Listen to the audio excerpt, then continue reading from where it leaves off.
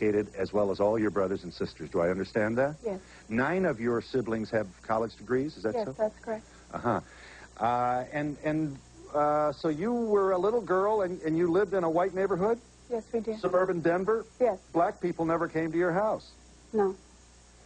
We didn't live in Denver. We lived in a suburb called Westminster. East Denver, northeast Denver is where blacks live. We lived in a suburb called Westminster. Uh-huh. And when did you first, tell them about, was it your big brother, huh? Yes. Tell me. One of my brothers came home when I was 9 years old when this happened. One of my brothers came home, and he was called a nigger at school. And he came home, and my second oldest brother sat the 4 youngest children down and told them that we were black, but we were not going to go as black. And it was our family secret, and not to tell anyone else. So we just discussed it within the household, never outside. And should we call this a closet? Yes. Yes. And when did you come out of the closet? I came out when I was 18, when I started college and wasn't around my family anymore. You felt an obligation to your family to continue the, shall we call it, a lie?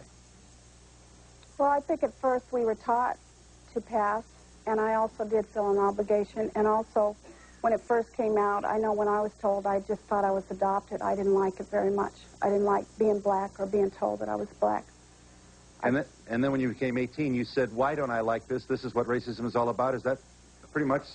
Yeah, when I went to college, I decided that that's what I was black, and I was going to see, well, I kind of thought I was black and white, so I was going to see the other side. And did you wear an afro and dashiki, or how did this blackness, this newfound interest in being who you were, express itself? Well, first I tried to be political. I tried to join the Black Student Union. I could not. The blacks would not let me join. So the only way I first came out as black is by dating black men. That's where I first started getting the culture and learning about it. Share with me just the pressure here. Being black means a certain signature, a visible persona. And did you think you didn't have it?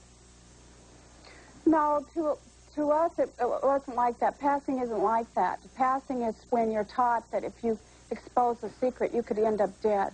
My mother told me and other people in the family, she taught us in her own way that if we exposed ourselves, that we could lose our lives behind it. She told a story about one of my sisters is dead, and we would ask, how did Octavia die? And my mother would tell a story about how they lived in a street on South May Street in Chicago. And it was block by block integration. And my parents lived in a white block, and at the end of the block there was a black church. Well, they were going as whites, and the way my mother told it is that some people found out that we were black. They broke out the window. My sister, who was premature, died of pneumonia. So when she told that story, it wasn't to say, you know, what it said to me as a child is that if the secret got out, that we could end up dead. That's the way I took it as a child. But my mom, sometimes I think it really bothered her to pass. It bothered her a lot. When I was in the 6th grade, when I was 12 years old, I was in my 6th grade class, and there was a teacher there, and he was very racist. And Sammy Davis Jr. married Mae Britt, and he put up this newspaper article about that on the bulletin board, and he started saying some racist comments. And I said that I stood up and said I was black. So they put me out of school, got my mom in school, and said, you know, your child needs some help. And my mother stood up and said, you know, that we were black, and she got that teacher expelled. So there was a lot of times my mom seemed like when I couldn't keep the secret, she seemed to support me in it. So I think it always really bothered her to pass. And where are you now with this, what shall we call it, dual identity? Tell me your... I don't have a dual identity. I have 2 parents, and both of them are light-skinned blacks. And I know my history well enough. I don't have an identity problem. I am black. My consciousness is black. My concerns are about black issues and about black people. I have no problem with being black. I'm not multiracial. I'm not mixed. I'm black. Black and black makes black. So I don't have a problem with it. All right.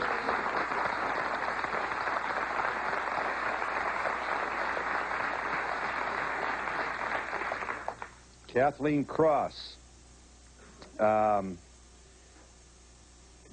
you didn't try to pass. Never My mother, my story is almost the exact opposite of hers because my mother is white and my father is black. But my mother raised me in the black community so that most of my role models, all the people that I loved, everyone was black. And right now are black. It's not a denial of my whiteness, but it's an acceptance of my blackness and who I am and who I've always been.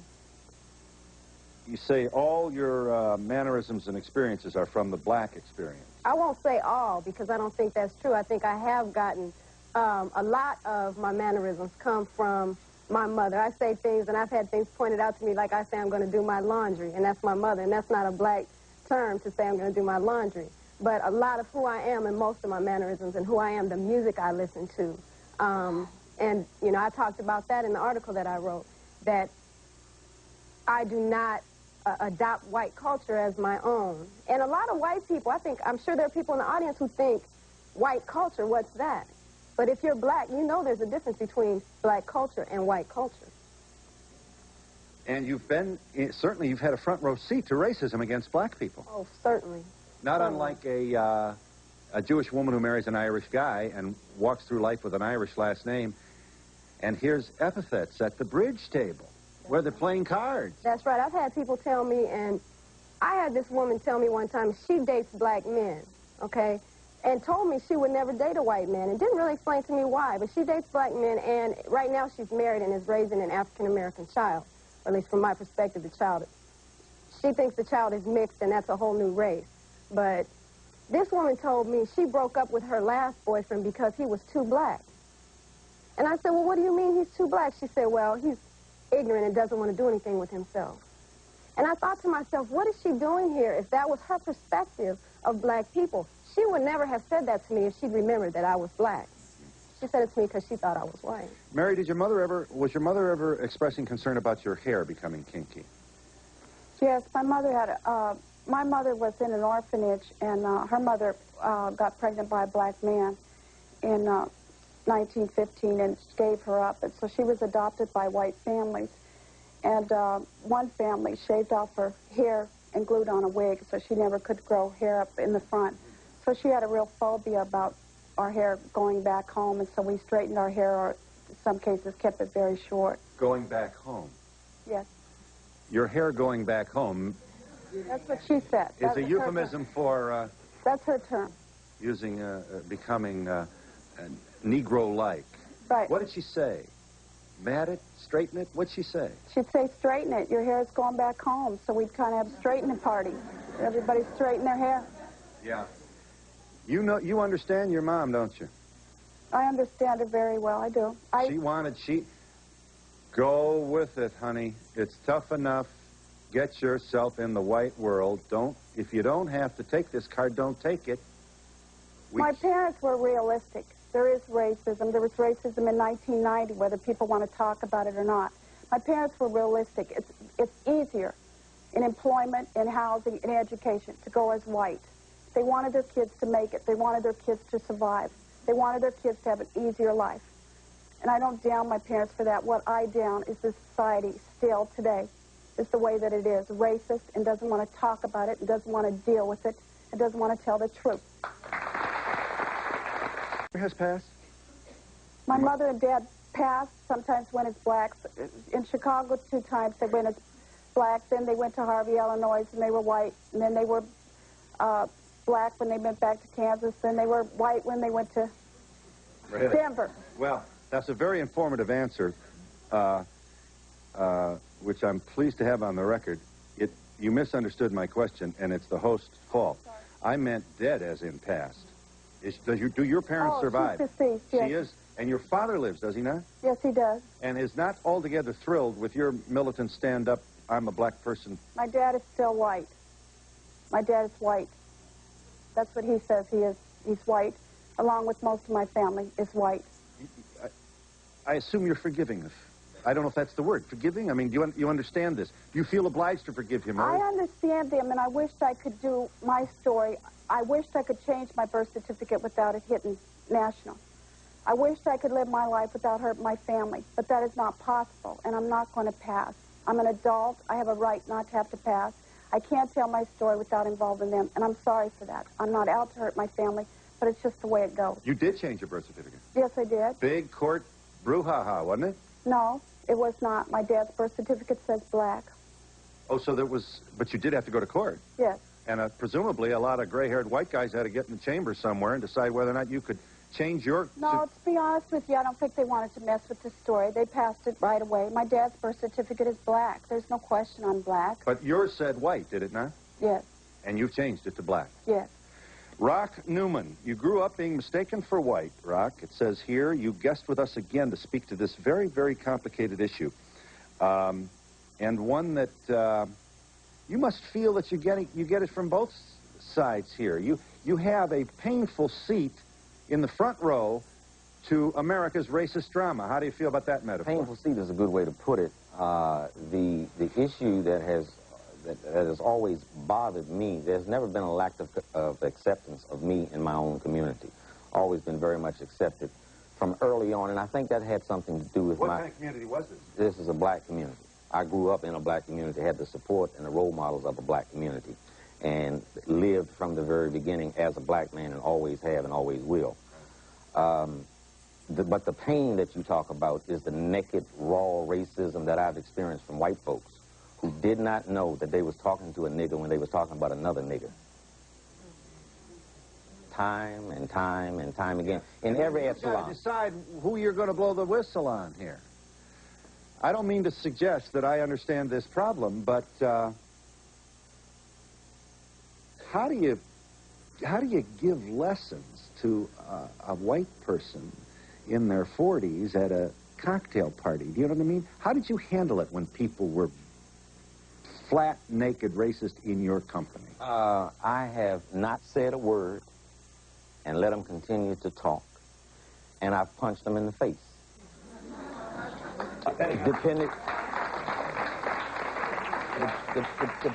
Depending on the particular situation. And my concern really hasn't been so much their education. It has been the embracing of my own community and the uplifting and the teaching within my own community. Yes. I know that the attitude about us is not shaped by our skin color. It's by our attitudes. You know, Bill Cosby is a very dark man and he's very acceptable. Louis Farrakhan is a very light man and he's unacceptable, and it's about attitude. I want to make sure I understand this. When someone is baldly racist in your company, I assume you feel twice afflicted here. One, that this guy thinks you're white and can get away with this, and two, in his honesty, which comes from his ignorance about your origin, he insults you again. Absolutely. Absolutely. And it is rather difficult not to walk around with my fist balled up, because I understand probably what some other people don't understand within my community. I get it. I can get it firsthand and have been involved with it very much firsthand. I'll guarantee you the person who has always said that to me wouldn't say it to someone in the audience who is darker. So I get the real feeling. I get the real racism that exists. Yes, you do. You do. Unrestrained and right. Without... yeah. Are you there, caller? Hi. Hello. Hi, Mr. Donahue. I'm a product of an interracial marriage. My mother is white and my father is black. I am very fair-skinned. I'd like to know, why must I be considered black? Why must I be considered white? Why can't I be who I am? I married a Greek fellow, and all of my friends said, oh, you should have married a black guy. You're black. I don't consider myself black. I don't consider myself white. I am who I am, and I'd like to be accepted for that. May I direct your attention to Benita Porter, who, among other things, many other things, has written a novel titled Color Struck, Your Word. Both your parents were light-skinned blacks, Miss Porter. You recall as a child your mother being ordered by white women to remove you from the colored section of the restaurant. That's exactly what happened, but my grandmother was also with me. What had happened was, it was in the 50s, and Woolworth lunch counter used to be divided. It was a little strip down the middle. Yeah. Black people sat in the back, white people sat in the front. And what happened was, we'd come from a day of shopping, and we had to wait because the black section was filled. So I was tired of waiting. I was 4 years old, and I wanted to eat. So I kept telling my mother, I want to eat. Grandma, I want to eat, I want to eat. And they kept saying, no, you have to wait. Right. So finally, we did get to sit down, and when we sat down, this elderly white woman came up to us, and she began to scream at my mother, "You should let this white child sit where she wants to sit. She has the right, she has the privilege, and she doesn't need to sit with you niggers." And that was more or less where it went. So that was how old? I was 4. And you remember that vividly? Oh, very vividly. It was the first time that I ever recall anyone associating me with being white, because like Rock, I grew up in the black community exclusively. And the difference, I don't know how Rock's parents felt, but my father was the first person that I ever heard years before Malcolm X to call white people devils. My father had the most militant stance of anyone I have ever known. Could we call it racist, and would you accept that? I would say that in many ways that he felt, well, his situation was very special because he was born out of a rape. And I think that that had such impact on him that he was never able to trust anyone that was white. And I should mention that both of my parents each had a white parent, and neither of them ever revealed that until we were all grown. They felt that the circumstances were too complicated. Black people can't be racist. Racism is an institution. And we don't control the institutions that allow us to be racist. We may have prejudices, but not racist. We are not racist. We cannot be racist. We don't control the institutions that allow us to be racist. Let us understand. Don't know. Leave us, caller. Let us try and understand here, limited time that we have, the response of this audience to your observation, this predominantly but not exclusively white audience. When you say that, what bothered them? As you know, I'm a brilliant man, and I'm supposed to understand this, but maybe I should give someone here an opportunity to say that. What bothered them? As you know, I'm a brilliant man, and I'm supposed to understand this, but maybe I should give someone here an opportunity to say what bothers them about that. This last comment that the gentleman made, I have a stand up or say, right? I believe your name is Mary, the first lady on the left. Well, wait a minute. Did you go ooh and ah when Rock said? Yeah. Tell me how you feel. Well, Mary had made a statement that when she tried to go back into college and tried to get accepted into the black activist groups or whatever, they pushed her out. You don't call that racism? Maybe because she passed, or because she looked white, or because there is a light-skinned, dark-skinned racism. Mary? I'm not positive. I know what he's saying, but I'm not positive. I think racism is when you have a prejudice against someone based on a stereotype or something. And I think it happens in the black community as well as the white community. I think light-skinned blacks get treated badly in the black community sometimes with the sisters and so on. So I think that you do get treated differently because of the color of your skin, and that's unfortunate. I think black people need to address that in our own community. I think it's a problem. Newman, I think it's important, Mr. Newman, to differentiate between racism and prejudice. He does not deny that black people could be just as prejudiced as any other human person walking around. But I think, if I'm understanding you, you're not going to sit there quietly while the white people suggest that blacks are racist because of the extraordinary difference in terms of the negative influence of white racism. Control of the institutions that manifest race, in which racism manifests itself. I think I understand that.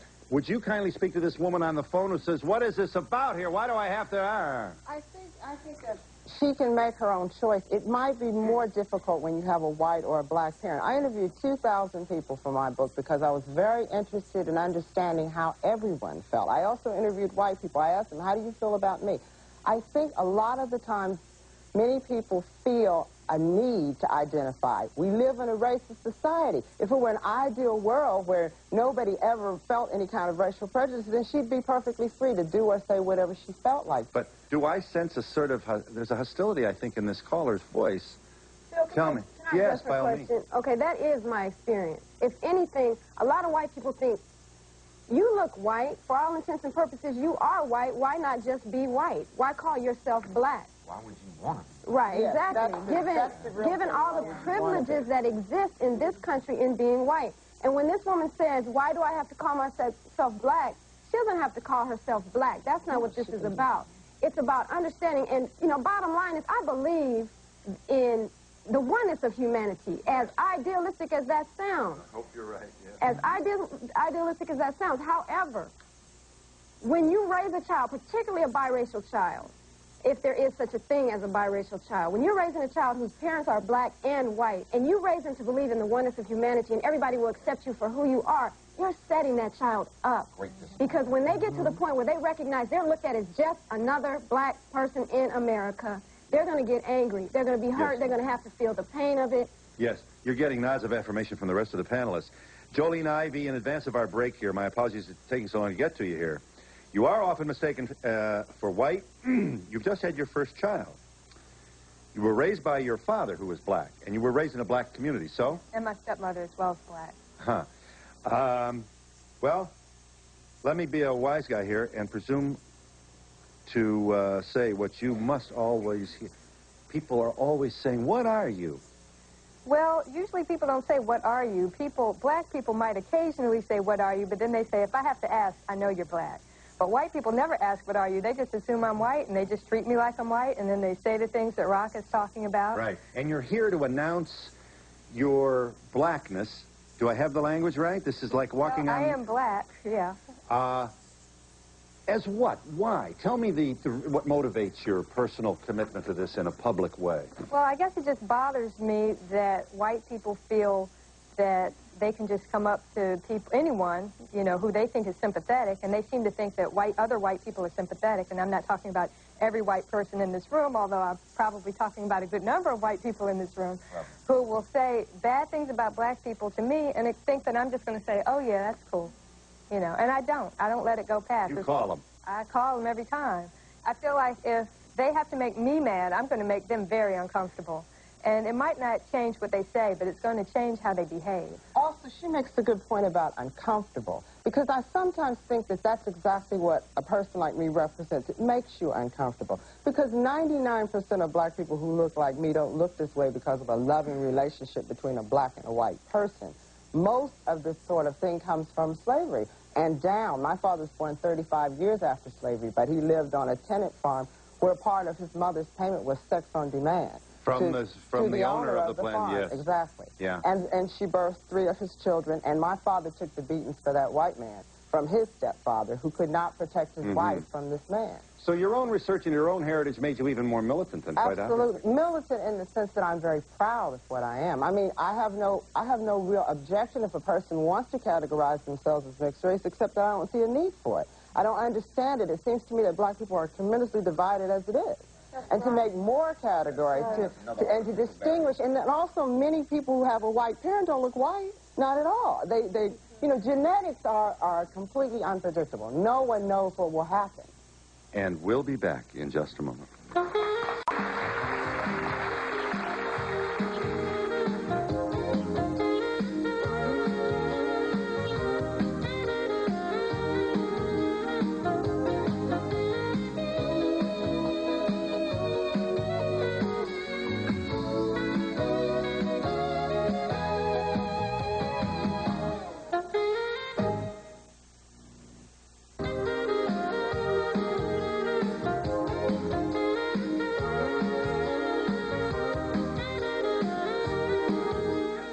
I see here. Yes, ma'am. You know, I'd like to comment to the gentleman. I don't think this is that much difference. I'm Jewish, and I've traveled to many places where people have a stereotype about Jewish people, and they look at me and they might make a racist comment about Jews. And I think I could be very constructive in what I say to them, as opposed to pitting them. I could say,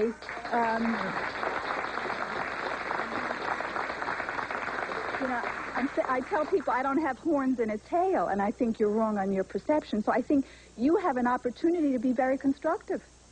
Why does everybody think that we have to go around instructing people about how to act? They ought to know how to act. Why not? Don't put that on me, okay? That's right. Don't put that on me. Don't make me the animal when the animal is the one that's calling my brother a nigger. But it makes you a better person. Don't make me the animal. It makes you a better person. I'm the victim. I become the victim. Then you turn around and make me the killer. I think so. But this woman will agree, I think, that Jews would respond in as many different ways to these insults as would so-called... You're a mile away usually.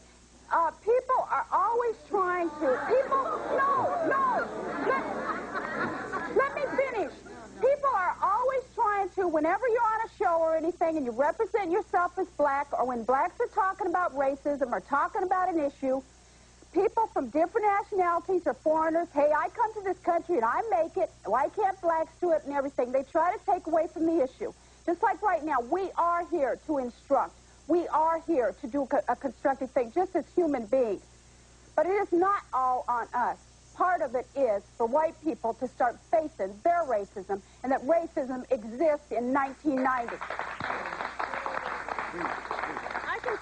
I can sympathize with this woman. I think that as time goes on, the rich are getting richer, the poor are getting poorer, and most of the black people are in the poor area. Everything hits I can see harder, every issue. In Harlem, I mean, it's getting worse.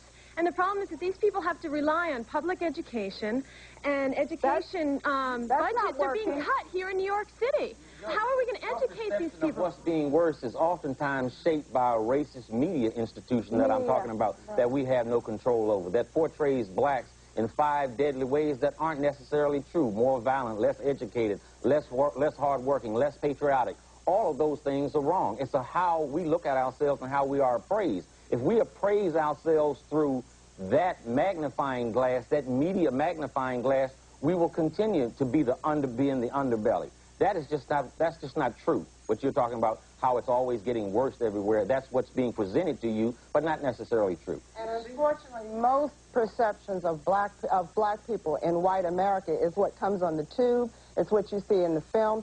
And in the past, there was once a time when the only 2 projections for black female were the tragic mulatto and the mammy, the sort of gone with the wind type person. And if my book does nothing else, I hope it dispels the whole myth of tragic mulatto, because I'm anything, but I'm not tragic. And I'm not walking around. I don't need a psychiatrist. I'm completely understanding of exactly what I am. I've never needed. All right? And a lot of people say that to me all the time. You must feel like you're going crazy. A lady interviewed me one time, and she said, you must want to kill yourself every day. I said, I've never wanted to kill myself. I love myself. I'm completely clear on what I am. Are you there, caller? Hi. Yes, hi. I'm a dark-skinned black woman, and I was just wondering, what's all the brouhaha about light-skinned, dark-skinned? I think as black people, we all need to get together and try to solve our own problems and stop worrying about who's light, who's dark, who's better, who's worse. But the only thing with that is, if we were in a world that didn't have a box, check white, check black, check whatever. I used to check black and white. I used to try that. Try it sometimes, and they'll tell you pick a race. The computer won't accept both. We're not in a world like that. And I'm not saying that white should be, light or black should be. That's the message that we're trying to say, is we are black. And the black community has got to accept us. The white community has to accept us. What? If you want to be multiracial, fine. But you know one thing about that multiracial thing, if you ask an Italian person, you know, what race are you? They'll say Italian. Black's the only race I know where you have to sit there and say, I'm multiracial. I'm French, German, Indian, and black. So it tells me everybody wants to be everything, mixed, whatever, anything but black. What does that say? Is there something wrong with being black? I think, you know, I saw the audience gets a little upset when the question comes up of racism and white racism and not really being able to associate anything in their own life or their own experience as far as being discriminated against. The problem in this, to me, is that what we haven't addressed and what no one said is we live in a society where every single person in this room is sick with an illness. And that illness is called racism. We all have different symptoms of it. And what I mean by that is we are raised from the time we're infants to believe that white is superior and black is inferior. It's everywhere. It's in our literature. The bad guys wear black. It's everywhere. I have a little girl. My little girl was 4 years old, and I hear her say, I wish God didn't make me brown. And as a mother, I'm saying, what kind of society is this that my child has to wish she was something other than she was? And I have to go, I prayed to God for the answer to give my baby. You know, that she's a beautiful brown child. Not, and here's the answer a lot of people give, yes, honey, you're brown, but you're beautiful, and but you're smart, or no, you are brown. And you know what? I told her, I said, you know what? Some of God's most important things, some of the most important things he created are brown. And we talked about the color brown and how important it was. That's what I had to do for my child. It makes me angry that I live in a society where I have to do that. And the white people in the audience who cannot relate to that, I feel sorry for. because you have an inherent feeling of superiority which no one ever calls you on.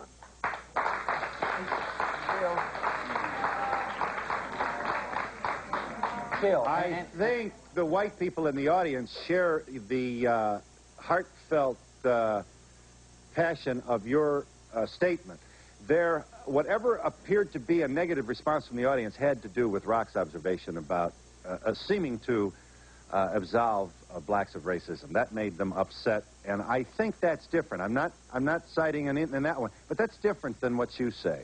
And I think most white people in the audience agree to the truth of what you said. If I might advance one more thing that'll probably upset you also, is that I see such blatant ignorance involved in the racism that I am speaking of. Because there's a body of evidence that is before us, historically speaking, mathematically speaking, anthropologically speaking, that the original man and woman were Africans. Yes. And they were not Africans that looked like de Klerk or Botha. They were Africans that looked like Mandela. So if the original man and woman were Africans and were black, Then why don't... We're all Africans. Audience? Yeah. And we'll be back in just... Audience, please send a postcard to Donahue Tickets, care of NBC, 30 Rockefeller Plaza, New York, New York, 10112. Remember, postcards only, please. Peggy McIntosh, a PhD from Wellesley College, Center for Research on Women, makes the following points. Here are a list of white privileges that all of us, regardless of our ethnicity, origin, skin tone, anything else, should be reminded of. If you're white, if I should need to move, can be pretty sure of renting or purchasing housing in areas which I can afford and in which I would want to live. Show them another one. When told about the national heritage or about civilization, if I'm white, I'm shown that people of my color made it what it is. Next. Whether I use checks, credit cards, or cash, I can count on my skin color not to work against the appearance of financial reliability, if I'm white. I do not have to educate my children to be aware of systemic racism for their own daily physical protection. Next. If I'm white, I can do well in challenging situations without being called a credit to my race. Imagine how patronizing. If I'm white, I am never asked to speak for all the people of my racial group. If I'm white, I can arrange to protect my children most of the time from people who might not like them. And if I'm white, the culture gives me little fear about ignoring the perspectives and power of people of other races.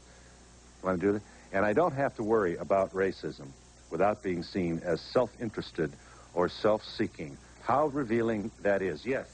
Hi, I'm a student that's going to be applying to colleges very soon, and I was just wondering, it seems that a lot of black students, a lot of schools have quotas for the schools, and it seems that if you're black, a lot of times you have a better chance of getting in, and that's what a lot of people are told. Please. Let me talk about that. Please do. Now, if 99.9% of the people in that school are white, that's a whole big quota for white people. So if you all are just going to have one little small amount that you just have to give to black people, God, don't hurt them too much now. Why do you all get insulted by that? The black people get this much while you all get this much all the time. Why does that bother you? Over here, please. I know you're all proud of your black heritage, and that's wonderful. But how do you feel about your white backgrounds? Are you proud of them? Do you wish they weren't a part of your life at all? Go ahead. Oh, I'm sorry. I'd like to say that, first of all, it's not, everybody wants to say that it's a denial. You know, if you accept one, you're denying the other. Humanity is one. Mankind is one. As a matter of fact, God created all of us from the same dust. So it's not a denial. It's an understanding of how you arrive at feeling good about who you are. And I think, and what I like to reiterate is that what most white people don't understand is living in a society that says white is better. That why on earth, especially for me, why on earth would you choose to be black when white is so obviously better? If you have long blonde hair and blue eyes, you're the most beautiful. If you have straight long hair as opposed to kinky hair, you're the most beautiful. Everything in our society sets us up to believe that. So yeah, if you think black people are angry about living in a society like that, yeah, black people are angry that society is that way. It's not about hating white people. But you don't have to talk about your whiteness. It shows. Obviously, I have some white in me. I don't have to talk about that. That's like saying we have to have white history in the school. Of course we have white history. We don't have to talk about that. We have to talk about having black history. You don't have to talk about your whiteness. It shows. Yes, ma'am. There's a lot of, talk here about the black community, and with Hispanics, to my knowledge, have been, very much living in the black community, and I want to know why they're not here on the panel today. Well, we don't have any Japanese either. You group minorities together. Minorities is supposed to include everyone, blacks and Hispanics, but the old saying about white is right, brown stick around, black get back is true. At the school that I worked at, they were on the black children. The Hispanics they could accept. White people can accept Hispanics. Not that there's not a problem with Hispanics, but they still are more accepted than black people. Yes. So this is a black issue. We are black. Yes. I have a comment for Rock. Rock, I agree with you. I lived and worked for almost all of my life in Portland, Oregon, and Portland being predominantly white, a lot of times, if you are the only black person in a white situation, they will say things to you because they think you're safe. You're obviously in with them, so they can project their racism onto you, and you're supposed to laugh. I never hit anybody, but believe me, I wanted to. And to Kathleen, I want to say to you, I want to know how it was for you with black women in your community. Did they accept you or see you as a threat in a community that was predominantly dated white women? May I ask you to save your answer? Very thoughtful question. We'll get your answer in just a moment.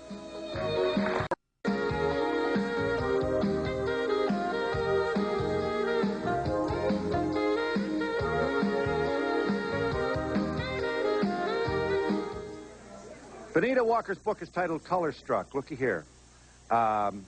Here is an account of the story of people who are conscious of the tone, the hue of their skin, and why are they, and what does it do to us, and how much of a canary in the mine is this issue regarding the infection that runs through America's bloodstream called racism. You certainly can. She asked you about women.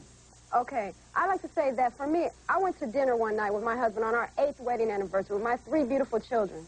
And I sat in a restaurant while 2 sisters dogged me out. They dogged me out. What's he doing with her? But you know what? It hurt me. It hurt me. Sisters thought you were white? Yes. And they said, well, what is he doing with her? And, I hate that every time a brother, every time I see a brother, he's with a white girl. Wait a minute, though. But for me, it's even more painful because I understand their anger. I understand why they're angry. And so it hurts me because they don't recognize my sisterhood with them. I recognize it, and so I understand where they're coming from. And I sat through the meal not only feeling their pain, but feeling mine, too. And the reason why I understand is because, once again, they live in a society, we all live in a society that says, I must have an advantage by looking white. Certainly, I must want to use it to my advantage. And I do have an advantage. And you hate it that you do, for that reason. I hate it that I live in a society where there is such a thing as having an advantage because of the color of your skin. Yeah. I hate that those sisters, excuse me, I hate that those sisters had to sit there at that table and feel pain because of the color of my skin. I hate that the brother that I talked about in the article that was angry at me simply because my skin was white, because my skin caused him pain. The difference, when he talks about racism, the difference is black people are operating out of anger, out of hurt. White people are reacting out of a superiority. There's nothing for you to be angry at. Why are you angry at black people? Black people are angry because of the oppression. Yes, ma'am. Yes. Please, may I please? We'll get you in, I promise. Here we come. You'll be brief, I know you will. Yes, Phil, I'm an entertainer, and I'm very glad to be here today. And I'd just like to say to the panel and all through the audience, we must stop this hate. We got to stop this hate. I do thank you. Yes, sir. I feel very sorry that you're all so angry at white people, because we all do get mistaken for different races. And I wish that you had met other people in your life and besides the people that you've obviously met. Yes, ma'am. I think there's racism everywhere, and you cannot pinpoint it on a particular race, but it depends on the individual. And I think that as long as we keep calling people black and white, that's when the racism is going to continue. I know you want to comment. As soon as that happens, you let me know, okay? We're not making this racism. This panel's not making this racism. This was presented to us. We're the victims. Racism also and you're talking about the light-skinned blacks have the choice really to pass or whatever that they may have it made. You can't really choose when here you know what you are. You really don't have that choice anymore. If you please. I just want to say that I feel very sensitive to what you're talking about today. As a white person, I hear, of course, all the prejudices and the bigotry, and it frustrates me, and I very little time let it pass when I sense it's going on. Yes, ma'am. I I just want to say that I think that it's very ignorant for you to say that white people get their impression of black people from television. How do black people get their impression of white people? Is it from TV? Same way. Well, that's wrong. Black people have been working for white people for many, many years, and you do learn your employer. It's a very different situation. I'll tell you what's. You don't have to have contact with us. How about the evening news? You know, all those people going to jail with the coat over their head? What color I've seen am a I? lot of white people there, too. I live in a white and a black community, and I think I'm not racist. And I think a lot of people here are not racist. Most white people don't think they're racist. Most white people do not think they're racist. I think the end of this hatred starts with education in the home, and just to teach your children not to be racist in school. I agree. I almost out of time. Yes, ma'am. Hi. I know you said that you have children. Do any of the rest of you on the panel have children, and how have you handled their... My husband is very dark-skinned, and both of my children reflect more my skin color than his. And when we go out together as a family, the entire world stops and looks at us. Over here, right? My husband is here. And Mine is here, too. Yeah, we have a son who's 10 months old, and he looks a whole lot more like me than like Glenn. And I think that's something we're both concerned about as he grows up. What is he going to have to deal with? Jolene's husband, would you kindly stand? Where are you? There you are. Thank you so much. And Benita's husband. Yeah. You better get up here. All right. I don't want the kids mad at me. Yes, with so little time. Hello. Okay, I was just going to say that I don't think black or white that you can stereotype or generalize that all black women treat you this way or all white women are this way. I think it's... Jimbo Kohler.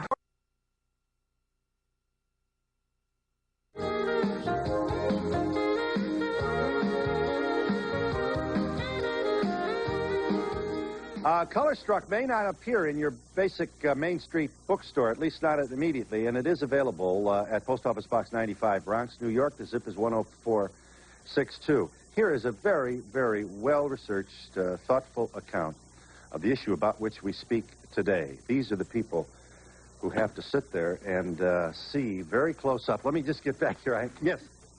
You know, if we don't take care of this racial issue in the United States, we're not going to have to worry about Iraq or any of the other countries blowing us apart. I think it's time to settle it all right now and maybe check the box American next time. Let me just... May I share with this audience? This is important. Please at least let's give some thought to this. 4 million black people have simply disappeared from their records and there is no evidence to conclude that they've died, nor that they have emigrated to other countries. They have merely assumed new identities and disappeared into the white world. Let me get this in. This is Benita's. Benita makes these points in Color Struck. The 1980 survey conducted suggested that an average of 10,000 white/black people per year take on a white racial identity. Who wishes to speak? I do. If you doubt it, if you have any doubts about it, one of my interviewees, I interviewed her 3 years ago. She's an actress. She told me she wasn't about to let her blackness interfere with things. I saw her 3 weeks ago on a national soap. She bleached her hair, and she's in a hot bed scene with a white man. I guarantee you nobody thinks she's black, all right? And all of y'all are now sitting here trying to figure out which one, right? I see on these shows a lot of people blaming everybody or people who are justifiably victims. But I'd like to say, instead of problems, I think we should start talking about what the solutions are. When you come up with something, you let us know, okay? We want to hear them. Maybe the answer is with our children. Maybe we need to teach our children.